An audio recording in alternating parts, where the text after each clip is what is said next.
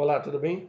Dando continuidade ao nosso vídeo sobre o início, sobre a criação, sobre o Bereshit, sobre o princípio, nós vamos falar sobre, continuar falando sobre Gênesis. Então, Gênesis 1:1 diz: o Eterno cria todo o universo no início de tudo.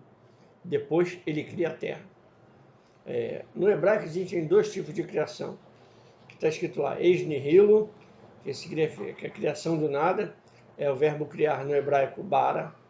Não pode ser feito pelo homem, somente o Eterno cria do nada, somente ele pode criar do nada. E a Siá, que é criação na formação, criar algo a partir de alguma coisa. O Eterno criou a terra e da terra as plantas. Então, no verso 1, no princípio da criação, no Bereshit, o Eterno criou os céus e depois a terra. Então, houve um princípio. O poderoso criou do nada, eis nihilo.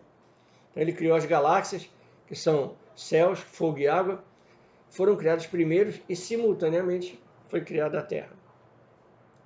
No verso 2, ele diz que a Terra era sem forma, tohu, quer dizer confusão, caos e desordem, e vazia, quer dizer vohu, sem a presença de Deus. Então, tohu e vohu, para entender, tohu, confusão, caos e desordem, vohu, sem a presença do Eterno. Isso é um conceito grego. Na verdade, de uma terra bruta, como outros planetas, o poderoso começa a formá-la, ornamentá-la e adaptá-la para a vida. Então, tohu vohu, sem forma e vazia, no contexto hebraico, é justamente o contrário da visão cristã da criação. A terra já estava pronta, precisava ser adaptada para a vida, com temperatura, pressão, umidade, estações, etc. Ela é um planeta qualquer. E ela estava sendo moldada para o Senhor colocar ali a sua melhor criação, que era o homem. Então, por isso que diz que ela estava tohu e vohu, sem forma e vazia. O Targum Onkelos, traduções parafraseadas e comentários em aramaico, traduz tohu vohu como inabalável e vazia, ou inóspita e sem vida. Estava desolada. Isaías 45:18 nos diz: porque assim diz o Senhor, que tem criado os céus, o Eterno que formou a terra e a fez. Ele a estabeleceu, e não a criou vazia, mas formou para que fosse habitada. Eu sou o Senhor, e não há outro além de mim. Então, nessa passagem de Isaías, Tohu é traduzido como desolada, desabitada. Agora, o que fazia a terra ser inóspita? Os dois inimigos da terra. O primeiro chama-se Koshest, que significa escuridão, atmosfera tóxica, denso vapor, sem atmosfera. No pensamento grego, trevas, presença do mal. E escuridão. Escuridão não é a ausência de luz. Isaías 45:7 diz: eu formo a luz e crio as trevas. Eu faço a paz e crio o mal. Eu, o Senhor, faço todas as coisas. Então, nessa passagem, o Eterno diz que criou a escuridão, uma criação antecedente à luz. Maimonides, na Idade Média, entendeu a escuridão como um fogo invisível e os vapores escuros da água, uma substância negra, como aconteceu no Egito por 3 dias, pois acender velas não clareava nada. O segundo inimigo se chama o Terrom, profundeza, abismo. Havia escuridão sobre a face do Terrom. Essa palavra no Tanakh, livro sagrado, aparece 36 vezes em Gênesis. Gênesis 7:11 diz: no ano 600 da vida de Noé, no mês segundo, aos 17 dias do mês, naquele mesmo dia, se romperam todas as fontes do grande abismo, e as janelas dos céus se abriram. Romperam as fontes do grande Terrom, águas que vieram das profundezas da terra.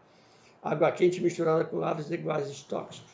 Na abertura do Mar Vermelho, lá em Êxodo 15:5, sobre as faces do Terrom, as ondas das profundezas da terra paralisaram no fundo do mar. Então vê que quando vem o dilúvio, diz que se rompem as águas das profundezas, o Terrom, entendeu? E as janelas do céu se abrem. Então vinha água de baixo e de cima, não era só chuva. Isso nós temos que entender. Então, um planeta sob água numa atmosfera hostil, Koshest, não poderia abrigar vida. Uma escuridão atmosférica tóxica e o Terrom, mares que cobriu o planeta, explicam por que a Terra era tohu e vohu, ou seja, inóspita para a vida. Gênesis começa dizendo que o poderoso criou a Terra e depois ele trabalhou com os elementos negativos, Koshest e o Terrom, escuridão e atmosfera tóxica. O Ruach Elohim, o vento, o Espírito Poderoso, parava sobre a face da terra, e não traduzir como Espírito Santo, a terceira pessoa da Trindade. Em resumo, todos os nossos planetas vizinhos são assim, possuem escuridão e atmosfera tóxica. Havia água, mas não havia a parte seca da terra. Só aí foi que surgiram os mares. O segredo é entender que a água já existia, mas ela não dava condições para a vida. Provavelmente era super salgada, devido às rochas e sais minerais. Então, o poderoso precisava continuar trabalhando na criação, ou seja, na Ráquia, no firmamento, a atmosfera da Terra. Achar água em outros planetas não significa existência de vida. E o espírito do poderoso pairava Mera Sefete, quer dizer, analisava, estava parado, olhando. Ou seja, o Eterno presenciou toda aquela situação. Tudo estava sendo controlado por ele. Até mesmo o Kochesh e o Terron vieram conforme a sua vontade. No verso 3, ele fala, haja luz. Essa luz, Or, em hebraico, não foi o sol, pois o mesmo só foi criado no quarto dia. Então, que luz era essa? Era o próprio Eterno. Em outras palavras, haja luz significa chega luz aqui. Pode ser traduzido como uma ordem, energia criativa. O ambiente terrestre não estava mais a dispor do mal. Elementos negativos, a escuridão e a atmosfera inóspita. O Eterno havia retomado o controle da natureza para beneficiar a existência de um ser semelhante a ele, o próprio homem.